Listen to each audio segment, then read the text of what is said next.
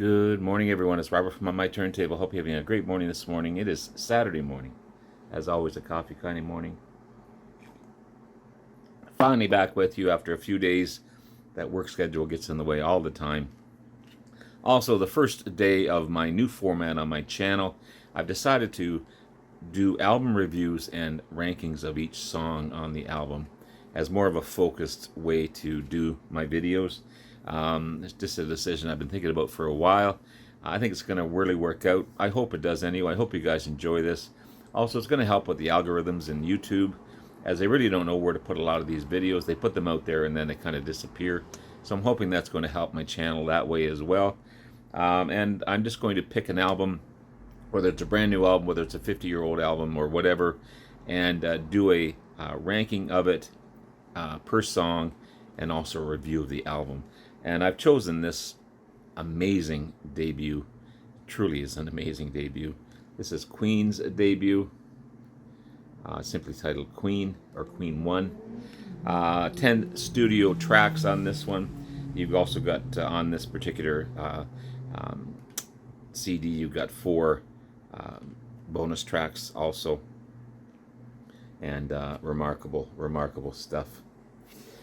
So yeah, Queen, everyone knows Queen, British rock group formed in London in 1970.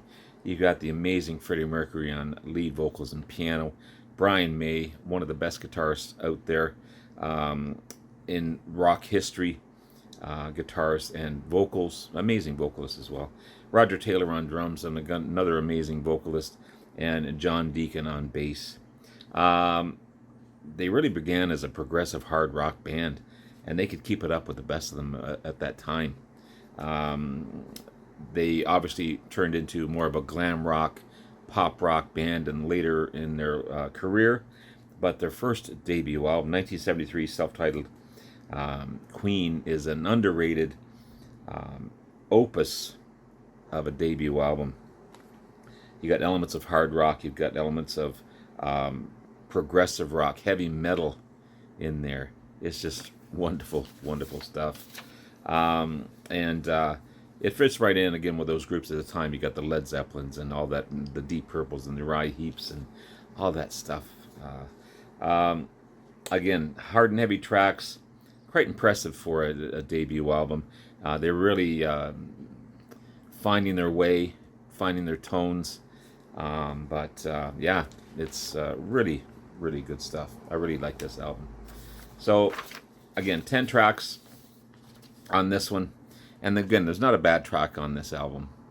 So it's kind of hard to do a ranking, and these rankings could change just like any ranking. It is my ranking. It's not the end all to beat all. And again, these could change tomorrow, next day, but I'm just going to rank them as I hear them and I feel them at the time. So number 10, nice little ditty of an instrumental. You got 7 Seas of Rye. It's a 1 and 16 seconds song. Just highlights Brian May's playing. Nothing special to the song. It's just kind of maybe something that they just threw in. I don't know. It might have been a good intro to a track, but it was just. It actually ends up on the last track on the album. I would have maybe put it as an intro into one of the songs, but anyway, I didn't make the album. The Night Comes Down, number 9, written by Brian May. Excellent playing, more of an acoustic track beginning, and kind of an homage to Lucy in the Sky with Diamonds as well, which is kind of cool. And then number 8, you got Modern Times of Rock and Roll, the very first Roger Taylor track. Not only a great drummer, but his vocal range is remarkable. This one rocks. It's hard and fast and heavy. Stands up to anything that came out at the time. And I love the echoes in his voice as well. Really good track. That's number 8. Number 7, My Fairy King. Great piano by Freddie. What a remarkable pianist he is. Also that great falsetto by Roger Taylor, showing the power in his voice. And just listen to the vocal range and the harmonies in this track. It's just, wow. Amazing song, so complex, so many changes. Really good. Number 6, Doing All Right. Before Queen, there was Roger Taylor and Brian May were in a band called Smile. This is actually a Smile song, sung awesomely by Freddie, and the harmonies again. That's the thing with Queen. They have such great harmonies. It's just so good. Half ballad, half hard rock. I prefer the second half over the first half, obviously, because of the rock elements in it. But the two halves blend together into an amazing track. So top 5, we have Jesus. A lot of religious elements to this album, definitely, and this is one of them. Jesus, so dramatic, so harmonic. They churched this one for sure. They just got it right. I love the structure of the song. I love how it builds. The power in Freddie's vocals are so evident, and the song kind of takes off at the end with an amazing solo by Brian May. Really good track. It's almost like he's telling a story, or he's I don't know. It's just the way the song is structured is just remarkable stuff. Number 4, their big hit, "Keep Yourself Alive." Excellent playing again by Brian May.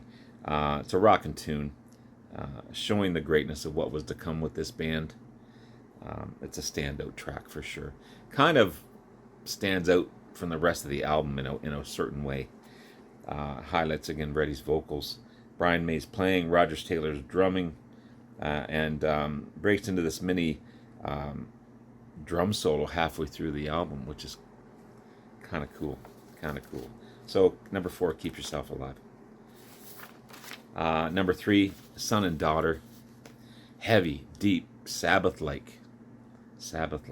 One of the heaviest tracks on the album. It's bluesy, and again, amazing playing by Brian. You can't say enough about Brian May's playing, and this that tone that he has. No one else can sound like Brian May. Again, they can rock it out like anyone else. So number 2 and number 1, I could go between either one, but I've chosen "Great King Rat" as number 2. Early progressive works by Queen. Dramatic. You got cowbells, you got rolling drums, rhythms, you got harmonies, you got classic May guitar. The lyrics shine for me on this one. The tone of Brian's guitar is dirty, and the use of wah-wah or some type of pedal that he uses as well enhances this playing. Signature track for sure. Excellent song. Great King Rat. So that leaves number 1 again. And I wrote this 2 or 3 times. A lot of religious elements in this album. I just noticed that as you listen. So take a time to listen to this album 2 or 3 times. But number 1 is "Liar," written by Freddie. Cool opening of the clapping and the drumming together. Almost early southern rock, maybe, riffs. Nice groove to "Liar," as the song builds into this excellent sung track, with the band highlighting the chorus, "Liar, liar." Great overdubbing, guitar solos, many changes in this. This is a complex track for sure.